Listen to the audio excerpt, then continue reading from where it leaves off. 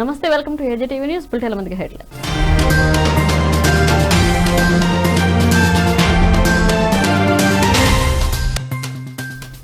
సందడిగా జగనన్న సంకల్పయాత్ర 4 ఏళ్ల పండుగ. సీఎం జగన్ చిత్రపటానికి క్షీరాభిషేకం చేస్తున్న చిత్తూరు జిల్లా నాయకులు.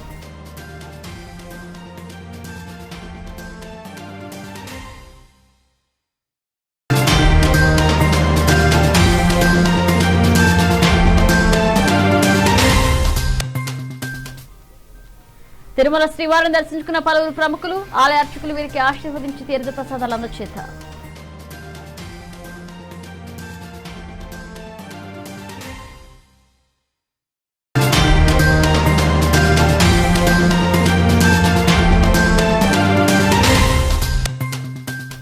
బంగాళాఖాతంలో అల్పపీడనం. ఏపీలో ఈ నెల 11, 12 తేదీలో భారీ నుంచి అతి భారీ వర్షాలు కురిసే అవకాశం.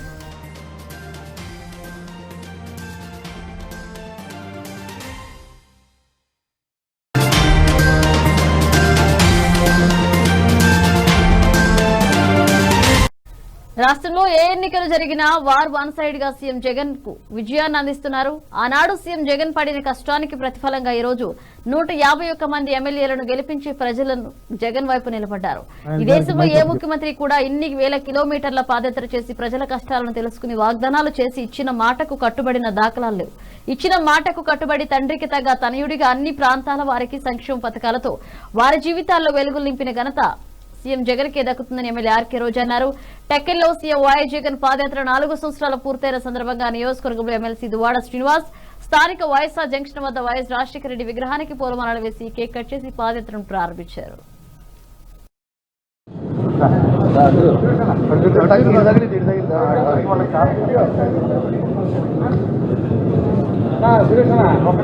నియోజకవర్గం రోసయ్య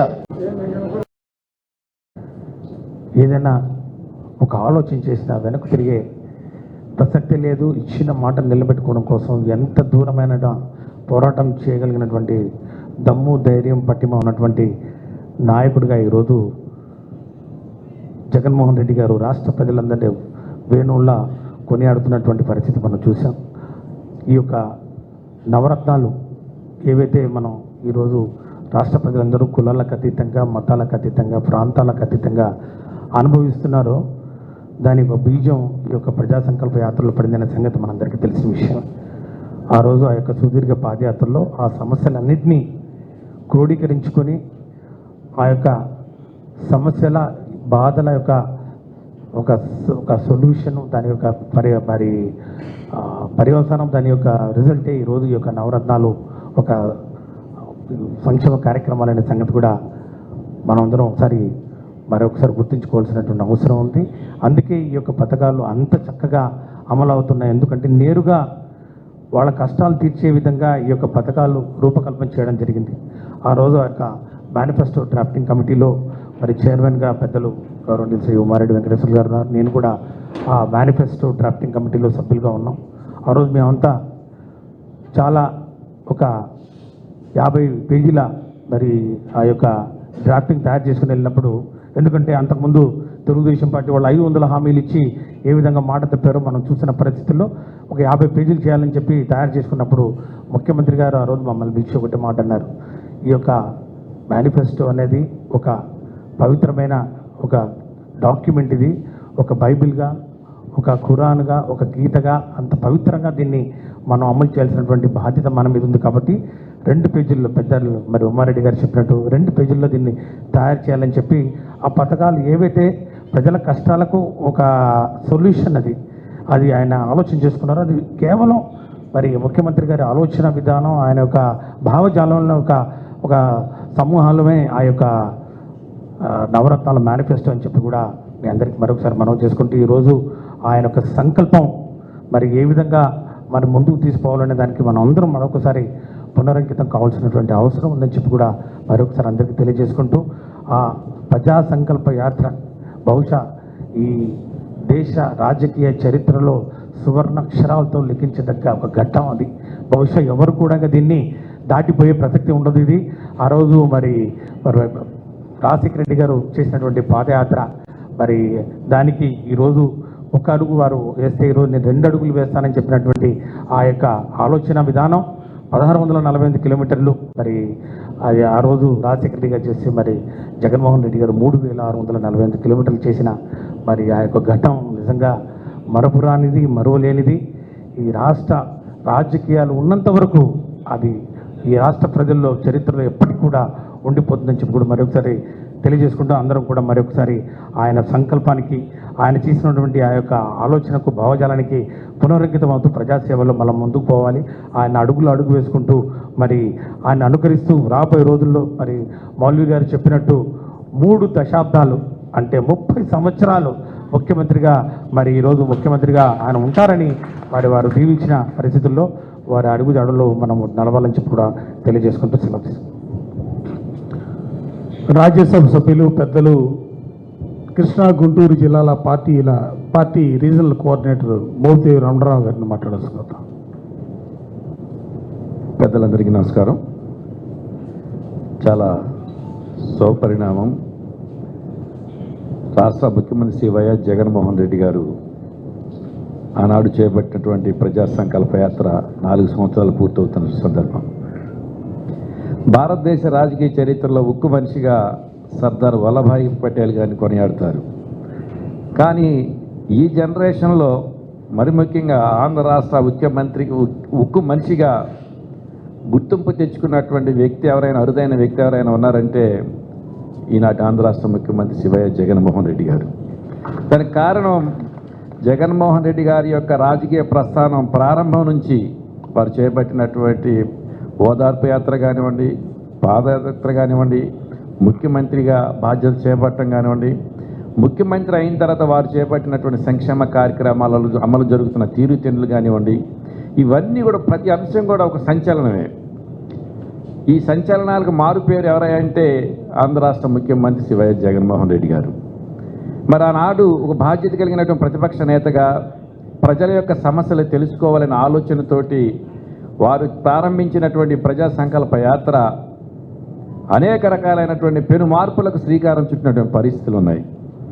వారి యాత్ర ద్వారా రాష్ట్రం నలుమూలల ప్రతి గ్రామాన్ని, ప్రతి ప్రాంతాన్ని పర్యటన చేయటమే కాకుండా ప్రతి ఇంటిని కూడాను వెళ్ళి ప్రజల యొక్క సమస్యలు తెలుసుకుని, ప్రజల యొక్క నాడీ హృదయ స్పందన తెలుసుకుని, రేపటి రోజున ప్రజల యొక్క ఆశీర్వాదం, అండదండలతోటి, భగవంతుడి యొక్క కరుణా కటాక్షాలతోటి ముఖ్యమంత్రిగా బాధ్యతలు చేపట్టిన తర్వాత ఈ ప్రజలు ఎదుర్కొన్న సమస్యలు వాటన్నిటికీ ఒక పరిష్కార మార్గాన్ని కనుగొనాలి అని చెప్పి ఆలోచన చేసి మరి ఆ దిశగా వారు పర్యటన చేసిన పరిస్థితులు ఉన్నాయి.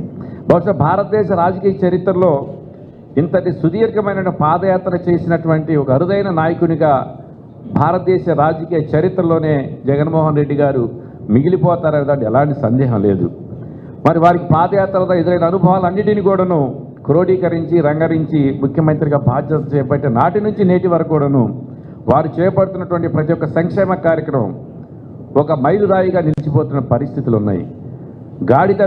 గతంలో గాడి తప్పినటువంటి పరిపాలన వ్యవస్థని పూర్తిగా ప్రక్షాళన చేస్తూ వారికి యొక్క పాదయాత్ర ద్వారా ఎదురైన అనుభవాలన్నిటి కూడా క్రోడీకరించి ఎలాంటి సంక్షేమ కార్యక్రమాలు చేపడితే ఈ రాష్ట్రంలో జీవిస్తున్నటువంటి ముఖ్యంగా బడుగు బలహీన వర్గాల వారికి, మైనార్టీ సామాజిక వర్గాల వారికి, అలాగే అన్ని వర్గాలలో కూడా ఇబ్బందులు ఎదుర్కొంటున్నటువంటి ప్రజానీకానికి ఎవరెవరికి ఏ వర్గానికి ఎలాంటి సంక్షేమ కార్యక్రమం ప్రవేశపెడితే ఏ విధమైనటువంటి మార్పులు వారి యొక్క జీవన శైలిలో తీసుకురాగలుగుతాము, అదేవిధంగా రాజకీయ పరంగా వారు ఏ విధంగా ముందడుగు వేయించగలుగుతాము, వారి యొక్క ఆర్థిక స్థితిగతుల్లో మార్పులు తీసుకువచ్చి వారిని ఆంధ్ర రాష్ట్రంలో గౌరవ ముఖ్యమంత్రి శ్రీ వైఎస్ జగన్మోహన్ రెడ్డి గారి యొక్క పరిపాలనలో మేము చక్కగా సుఖ సంతోషాలతో ఉన్నామని చెప్పి గుర్తింపు తెచ్చుకునే విధంగా వారు చేపట్టినటువంటి అనేక రకాలైన తిరుమల శ్రీవారిని పలువురు ప్రముఖులు దర్శించుకున్నారు. శనివారం ఉదయం వీఐపీ దర్శన సమయంలో సుప్రీంకోర్టు న్యాయమూర్తి జస్టిస్ నజీర్ అహ్మద్, తెలంగాణ రాష్ట్ర మంత్రి వేముల ప్రశాంత్ రెడ్డి, సినీ నటుడు రాజేంద్ర ప్రసాద్, డైరెక్టర్ గోపీచంద్రులు దర్శించుకున్నారు. అనంతరం ఆలయ అర్చకులు వీరికి ఆశీర్వదించి తీర్థ ప్రసాదాలు అందజేశారు. అనంతరం మంత్రి వేముల ప్రశాంత్ రెడ్డి మీడియాతో మాట్లాడుతూ హుజురాబాద్ ఎన్నికల ఓటమిపై స్పందించారు. రాజకీయాల్లో గెలుపోటములో సహజమన్నారు. అనంతరం దర్శకుడు గోపీచంద్ మీడియాతో మాట్లాడుతూ తమ ఇంటి కులదైవం తిరుమల స్వామివారిని దర్శించుకోవడం చాలా సంతోషంగా ఉందన్నారు. త్వరలో హీరో బాలకృష్ణతో చిత్రం నిర్మిస్తున్నామని గోపీచంద్ స్పష్టం చేశారు.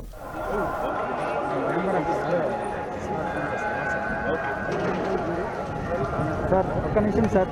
ఇంకా రాని గిరి అటు ఆ పక్క అది తెచ్చాడా?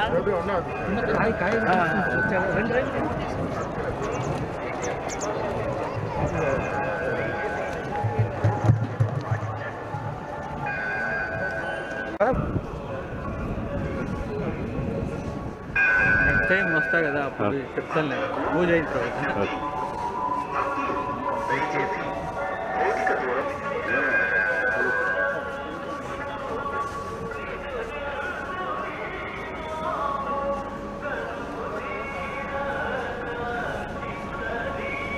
ఖమ్మం దొరకడా ఇప్పుడు? మేము తీన్ సార్. అవునా?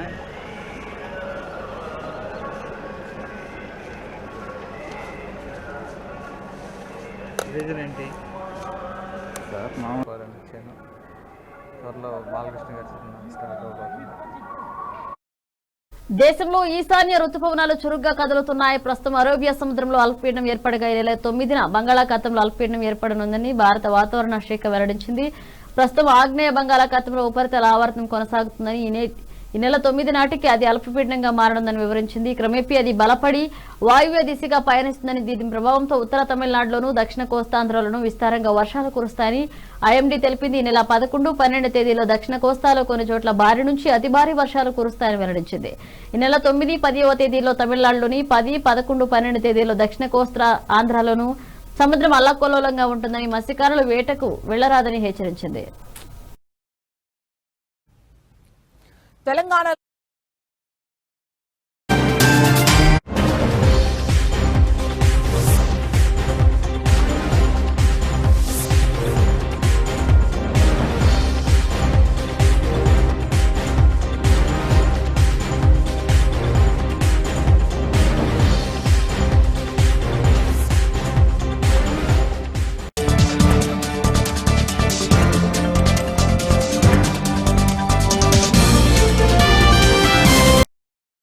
నెల్లూరు నగరంలోని స్థానిక ఆర్టీసీ బస్టాండ్ సముదాయం వద్ద ఏబీ ఆర్గానిక్స్ ఆధ్వర్యంలో ఎండీ అశోక్ చేతుల మీదుగా మిల్లెట్ హౌస్ మాల్ట్ ను ప్రారంభించారు.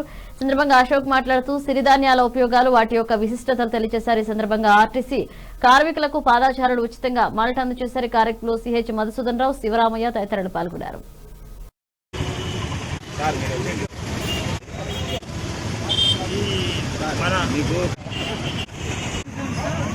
7382885484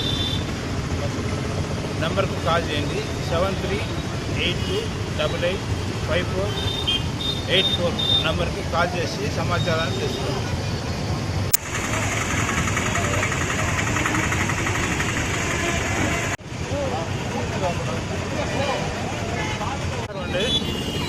గత 1.5 సంవత్సరంగా మనం ఇమ్యూనిటీ పరంగా కరోనాతో బాధపడుతున్నాము.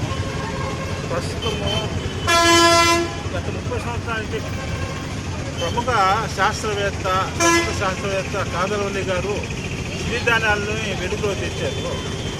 5 రకాల సిరిధాన్యాలని వెలుగులో తెచ్చారు. ఆ సిరిధాన్యాలు అన్నీ కూడా ఇమ్యూనిటీ పరంగా చాలా సమృద్ధి ఆహారంగా పేర్కొనబడడం జరుగుతుంది. ప్రస్తుతం ఏంటంటే సిరిధాన్యాలు 5ని మళ్ళా చిరుధాన్యాలు, డ్రై ఫ్రూట్స్ అన్నీ కలిపి మిల్లెట్ హౌస్ మాల్ట్గా రూపొందించి డాక్టర్ కాదరవల్లి గారు ప్రపంచానికి చాలా మేలు చేశారని చెప్పుకోవాలా. ఈ ఒక్క మాల్ట్ తోటే బీపీ, షుగర్, థైరాయిడ్, ఇమ్యూనిటీ మొత్తం కూడా తగ్గిపోతున్నాయి. గత 43వ వార్డు నుంచి వైసీపీ అభ్యర్థి ఖలీల్ నామినేషన్. నెల్లూరు రూరల్ 43వ వార్డు వైసీపీ అభ్యర్థి ఖలీల్ పాత మున్సిపల్ ఆఫీస్ సచివాలయంలో నామినేషన్ వేశారు. అనంతరం ఎన్నికల ప్రచారంలో పాల్గొన్నారు. ఈ సందర్భంగా మైనారిటీ నేతలు మాట్లాడుతూ టీడీపీ ముస్లిం మైనారిటీలను మోసం చేసిందని తెలిపారు. సీఎం జగన్ రెడ్డి చేస్తున్న అభివృద్ధి సంక్షేమ పాలనకు మైనారిటీ నేతలు మద్దతుంటుందన్నారు.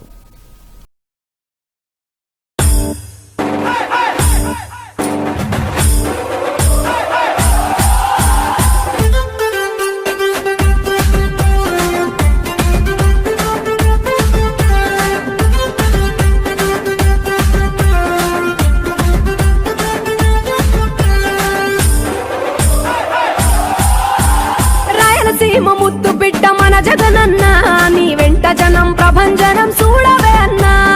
అభివృద్ధికి పెద్ద దిక్కు మన జగనన్న, నీ వెంట జనం ప్రభంజనం చూడవే అన్నా.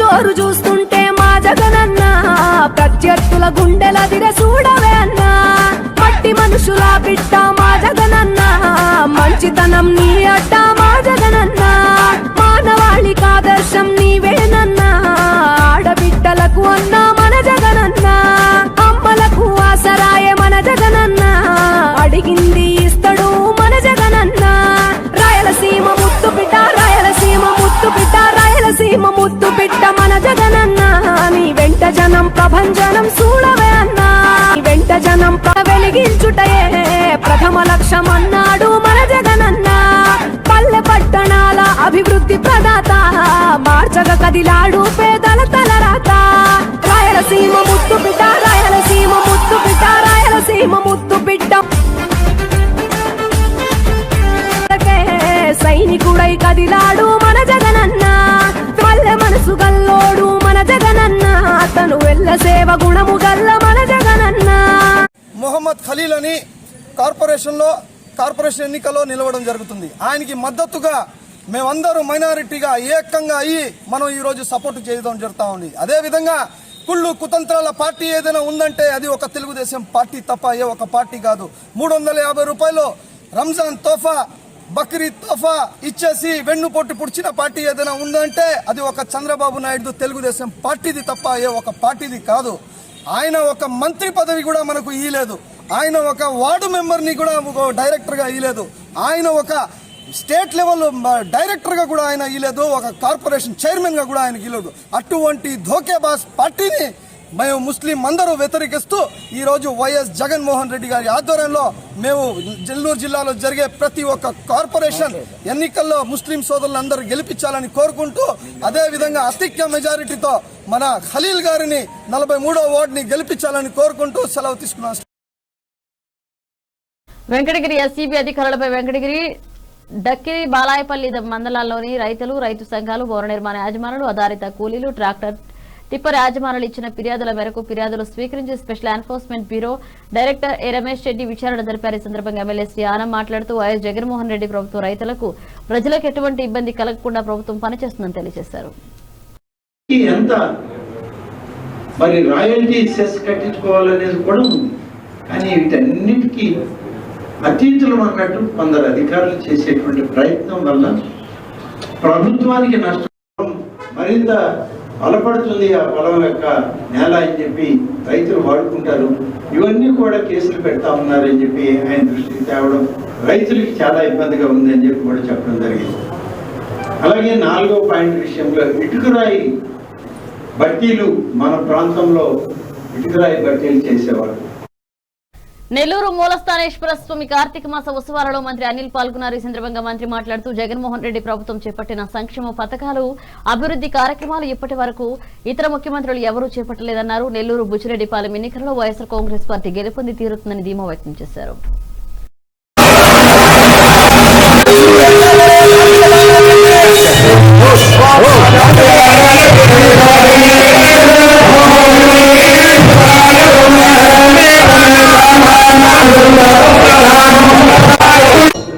జగన్మోహన్ రెడ్డి గారికి మంచి జరగాలని, ఆయన పాలన ఇంకా మంచిగా కూడా ఈరోజు చేస్తున్న సంక్షేమం ప్రజా సంక్షేమంగా అన్నీ కూడా ఆయనకి నిండు నూరేళ్ళు ఐశ్వర్య ఆరోగ్యంతో ఉండాలి. ఎంతమంది దుష్టశక్తులు ఎన్ని చేసినా కూడా ఆయన ఇంకా కూడా ధైర్యాన్ని ఇస్తూ ఆ భగవంతుని ఆశీస్సులు అలాగే కార్పొరేషన్ ఎన్నికల్లో 54 డివిజన్లు కూడా వైఎస్ఆర్ కాంగ్రెస్ పార్టీ కైవసం చేసుకుని ఆ పోటీ చేస్తున్న వైఎస్ఆర్ కాంగ్రెస్ పార్టీ పోటీ చేసిన అభ్యర్థులందరికీ కూడా రాష్ట్రంలో వైఎస్ఆర్ కాంగ్రెస్ పార్టీ అరాచకాలు దౌర్జన్యాల కారణంగా ఆ పార్టీకి ప్రజలు ఓటు వేసే పరిస్థితి లేదని ప్రత్యక్ష ఎన్నికల్లో పోటీ చేసి గెలిచే సత్తాలేఖ మంత్రి అనిల్ టీడీపీ అభ్యర్థులను బెదిరింపులకు గురి చేస్తూ అక్రమాలకు పాల్పడుతున్నారని తెలుగుదేశం పార్టీ జాతీయ ప్రధాన కార్యదర్శి బీదా రవిచంద్ర ఆరోపించారు. నెల్లూరు జిల్లా తెలుగుదేశం పార్టీ కార్యాలయంలో విలేకరుల సమావేశం నిర్వహించారు. ఈ సందర్భంగా మాట్లాడుతూ పోటీ చేసేందుకు అభ్యర్థులు కరువయ్యారని పదే మాట్లాడే మంత్రి అనిల్ టీడీపీ అభ్యర్థుల నామినేషన్లను గమనించాలన్నారు. జగన్మోహన్ రెడ్డి ప్రభుత్వం దోపిడీలు దౌర్జన్యాలు అరాచకాలు సృష్టించారని ప్రజా సంక్షేమం, రాష్ట్ర అభివృద్ధి వైపు ఏనాడు కన్నెత్తి చూడలేదని ఆరోపించారు. ఎన్నికలలో గెలిచే సత్తా లేక తెలుగుదేశం పార్టీ అభ్యర్థులను బెదిరించింది వాస్తవం కాదని ఆయన ప్రశ్నించారు. బుచ్చిరెడ్డిపాలెంలో నామినేషన్ దాఖలు చేసిన తెలుగుదేశం అభ్యర్థి పురిమెట్ల శ్రవంతి ఇంటి చుట్టూ మంత్రి అనిల్ ఎందుకు తిరిగారో చెప్పాలంటూ డిమాండ్ చేశారు. మేము జీపీఎస్తో ప్రతి ఒక్కరిని రికార్డ్ చేసి ఎక్కడ ఉన్నారు, ఏ క్షణంలో ఎక్కడ ఉన్నారు ఆడి నుంచి ఆ రిపోర్ట్స్ అన్ని కానీ ఈరోజు మేము వేసిన ఎన్నికల నామినేషన్స్ కానీ ఈరోజు చీఫ్ జస్టిస్ గారికి పంపిస్తున్నాం, హైకోర్టు చీఫ్ జస్టిస్కి, ఎలక్షన్ కమిషన్కి పంపిస్తున్నాం, ఎస్పీ గారికి పంపిస్తున్నాం, కలెక్టర్ గారికి పంపిస్తున్నాం. ఎక్కడ కానీ అవకతవకలు చేస్తే, ఒత్తిళ్లకు గురై మీరు అవకతవకలు చేస్తే మీ అందరిపైన లీగల్ యాక్షన్స్ తీసుకోవాల్సి వస్తుంది. నేను ఒకటే తెలియచేస్తున్నా, నెల్లూరు ప్రజలకు కానీ ఈ ఎన్నికలు తెలుగుదేశం పార్టీకి ఏమి ముఖ్యమంత్రి అయిపోరు చంద్రబాబు నాయుడు గారు, జగన్మోహన్ రెడ్డి ముఖ్యమంత్రి నుంచి వెళ్ళిపోరు ఎన్నికల్లో. కానీ మీరందరూ ఒక అవకాశం ఇచ్చారు జగన్మోహన్ రెడ్డికి, ఆయన నిలబెట్టుకోలేదు.